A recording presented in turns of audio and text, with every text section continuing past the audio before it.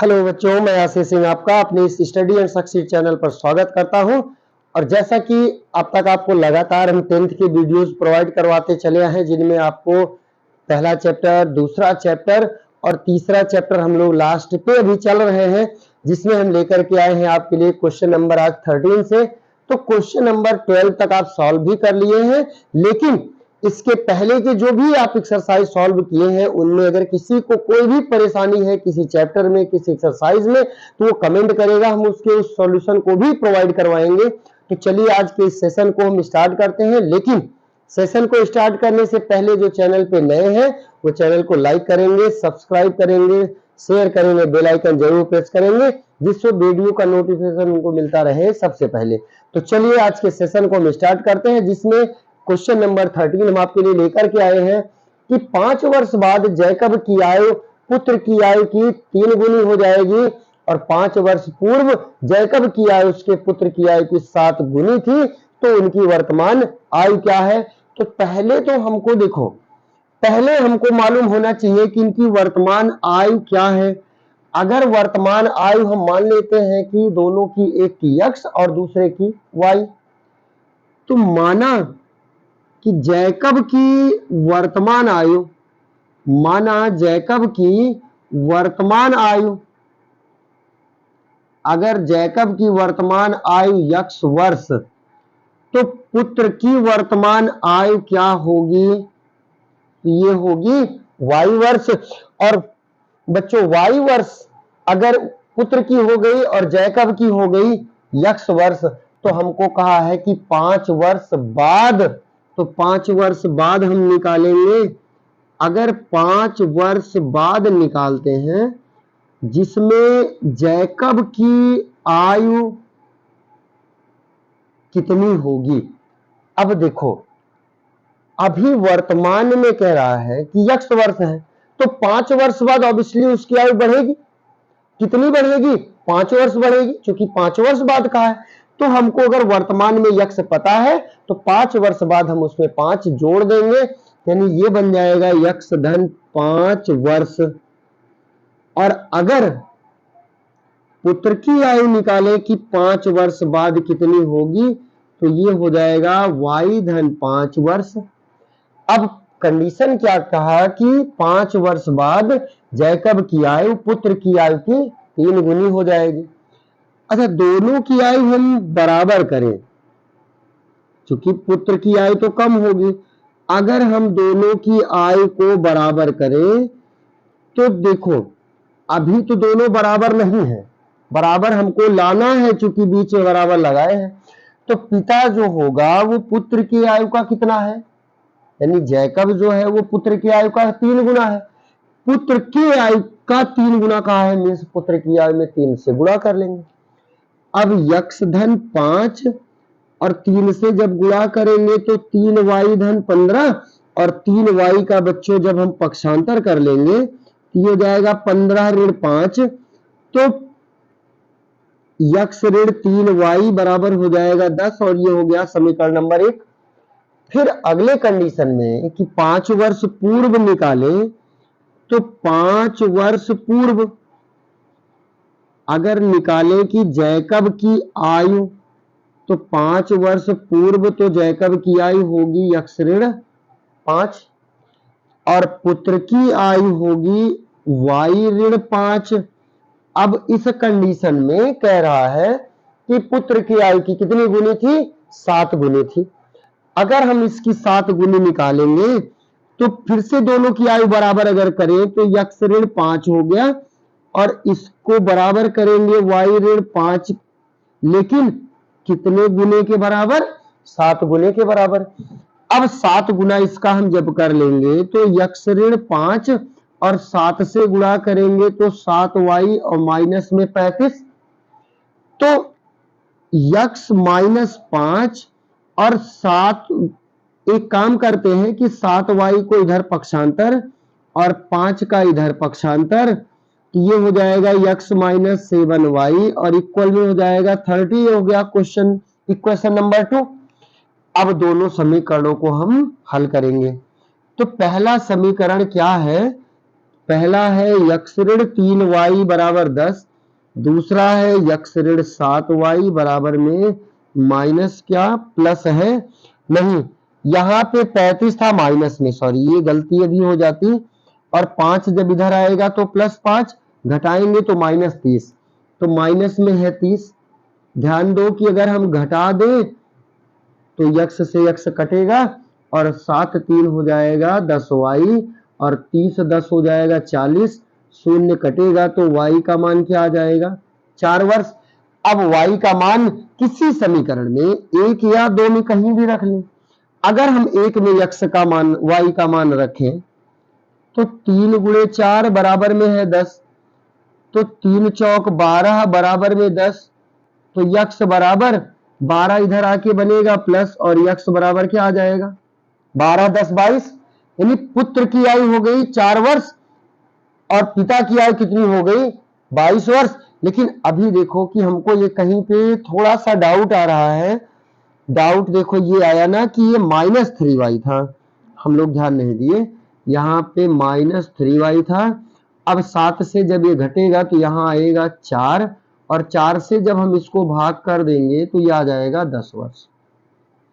यानी यहाँ पे 10 आएगा y का मान और 10 तिया होगा ये 30 और 30 को इधर लाएंगे होगा प्लस और 30 10 हो जाएगा 40। यानी पिता की जो आयु हुई, पिता की आयु हो गई 40 वर्ष और पुत्र की आयु हो गई 10 वर्ष।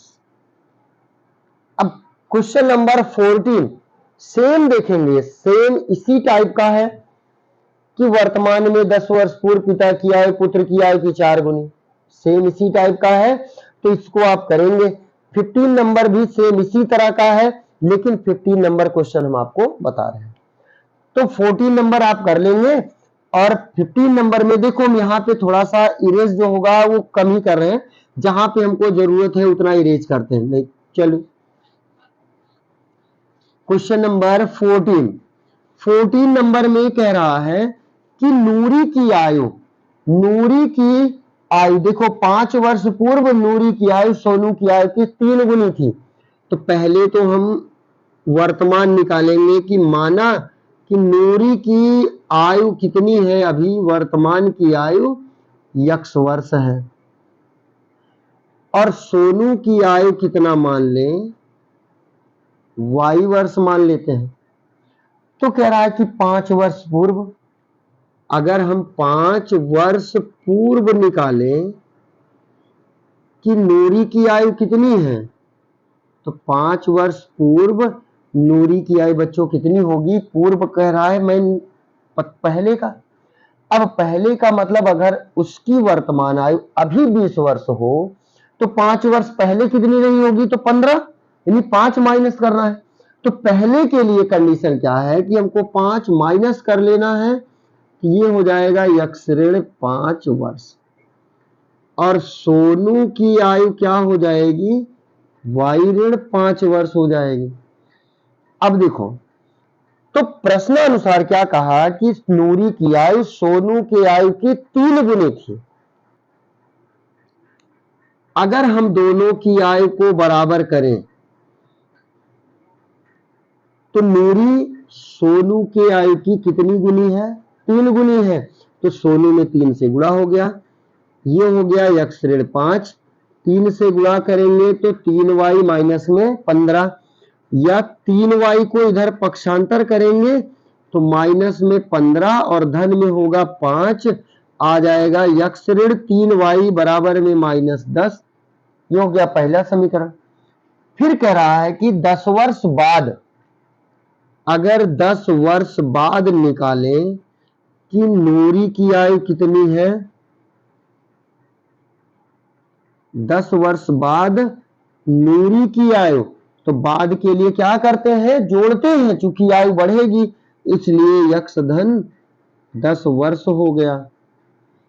और 10 वर्ष बाद सोनू की आयु कितनी होगी, y धन 10 वर्ष हो गए। अब देखो कह रहा है कि सोनू की आयु की 2 गुनी हो जाएगी, तो फिर से वो आयु को हम बराबर करेंगे तो y धन 10 का कितना गुना, 2 गुना हो जाएगा, तो 2 से हम गुणा कर लेंगे। तो x धन 10 2 से जब गुणा करेंगे तो ये बनेगा 2y और 2 दहम 20, तो 2y का पक्षांतर इधर माइनस होगा और 10 को जब इधर लेके आएंगे तो -10। तो दोस्तों x ऋण 2y बराबर क्या हो जाएगा, 10 हो जाएगा। अब दोनों समीकरणों को हम हल कर लेंगे। तो पहला समीकरण है x ऋण 3y बराबर में -10 और दूसरा है x ऋण 2y बराबर में 10। तो ध्यान से देखो कि x का गुणांक बराबर है, तो हम इनको घटा दें तो चिन्ह बदल जाएंगे और x कैंसिल हो जाएगा। तो 3 में से जब 2 को घटाएंगे तो -y और 10 10 हो जाएगा -20, या y बराबर 20 हो गया। y का मान समीकरण 1 या 2 में रख लें, तो 3 गुणे अगर यहाँ पे रखते हैं तो 20 बराबर में -10, तो 20 तिया कितना होगा, 60 होगा दोस्तों। और जब 60 का हम पक्षांतर कर देंगे इधर आके क्या बनेगा, प्लस, और x बराबर क्या आ जाएगा, 50। यानी नूरी की जो आयु आई, नूरी की आयु हो गई कितनी, 50 वर्ष, क्योंकि x माना गया, और सोनू की आयु कितनी हो गई, 5 कितना है, 20 वर्ष हो गई। ये दोनों आंसर हो गए। अगला क्वेश्चन, क्वेश्चन नंबर 16 कह रहा कि 5 वर्ष पूर्व पिता की आयु। देखो फिर से वही क्वेश्चन आया जिस तरह से हम 13 से लगातार करवाते आ रहे हैं। तो चलिए 16 नंबर क्वेश्चन देखिए क्या कह रहा है।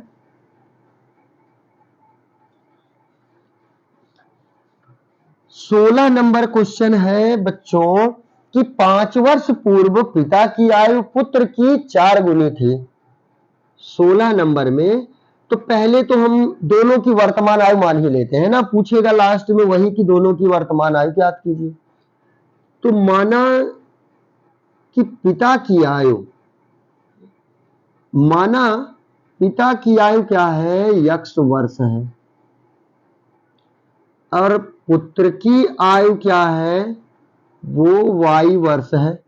यही है कि पिता की वर्तमान आयु x हो गई और पुत्र की y हो गई। अब कह रहा है कि 5 वर्ष पूर्व, तो पहले तो 5 वर्ष पूर्व निकालें। तो 5 वर्ष पूर्व अगर निकालेंगे तो पिता की आयु कितनी होगी बच्चों, 5 वर्ष पूर्व पिता की आयु होगी x ऋण 5 वर्ष, और 5 वर्ष पूर्व अगर हम पुत्र की आयु को निकालें तो बेटा क्या होगा, y ऋण 5 वर्ष होगा। पूर्व के लिए तो हम घटा देंगे। अब कह रहा है कि अगर हम देखें तो कह रहा है कि पिता की आयु पुत्र की आयु की 4 गुनी थी, यानी अगर दोनों की आयु को हम बराबर करें तो y ऋण 5 का कितना गुना है, 4 गुना। तो 4 से अगर गुणा करेंगे तो 4y और 4 पंचे हो जाएगा 20, 4y का हम पक्षांतर कर लेंगे तो -20 और 5 आ जाएगा प्लस में, तो ये कितना बन जाएगा, -15 हो जाएगा। और ये हो गया समीकरण नंबर 1। पुनः देखो अभी कह रहा है कि 15 वर्ष बाद पिता की आयु पुत्र की आयु की दोगुनी हो जाएगी। तो 15 वर्ष बाद निकालें, तो 15 वर्ष बाद पिता की आयु कितनी होगी, 15 वर्ष बाद पिता की आयु ये हो जाएगा x धन 15 वर्ष, और 15 वर्ष बाद पुत्र की आयु कितनी हो जाएगी, y धन 15 वर्ष। अब देखो कि अगर दोनों की आयु को हम बराबर करें तो कह रहा है कि पिता की आयु पुत्र की आयु की 2 गुनी हो जाएगी, यानी पिता की आयु x धन 15 और ये 2 गुना है किसके, पुत्र की आयु के। अब 2 से जब हम गुणा करें तो x धन 15 और 2 से गुणा करेंगे तो 2y धन 15 दूना 30। 2y का हम पक्षांतर कर लेंगे तो यक्ष ऋण 2y बराबर होगा 30 ऋण 15 या यक्ष ऋण 2y बराबर हो जाएगा 15 और ये होगा दूसरा समीकरण। तो दोनों समीकरणों को हम हल करें। पहला है यक्ष ऋण 4y बराबर है माइनस में 15 और दूसरा आया है यक्ष ऋण 2y और बराबर में है प्लस 15। तो देखो यक्ष के गुणांक बराबर है, अगर घटा दे तो चिन्ह बदल जाएंगे और ये कैंसिल। तो 4y में से 2y घटाएंगे क्या आएगा, माइनस 2y आएगा और 15 15 जोड़ेंगे तो माइनस में 30, 2 से भाग कर देंगे तो y का मान क्या आ जाएगा, 15 वर्ष आ जाएगा। इस y का मान समीकरण 1 या 2 में हम रखते हैं। तो यक्ष ऋण 1 में अगर रखें तो y का मान है 15 और बराबर में क्या है, माइनस 15 है, तो बराबर में माइनस 15 या यक्ष ऋण 15 चौका हो जाएगा 60 बराबर में माइनस 15।